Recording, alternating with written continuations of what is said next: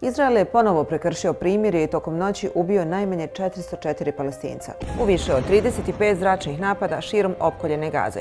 Za 5 sati najsmrtonosnijeg napada od početka primirja, iako je izraelska vojska saopćila da cilja šefove Hamasa, ubijeni su i nestali civili, djeca, žene i kompletne porodice. Ubrzo je Izrael naredio i evakuaciju dijelova sjeverne Gaze, pa Palestinci ponovo bježe iz svojih domova u regije za koje smatraju da su sigurnije. Novi masakr dolazi usred svetog mjeseca Ramazana. Iz Bijele kuće je potvrđeno saučesništvo Sjedinjenih država u sinoćnjem masakru nad Palestincima.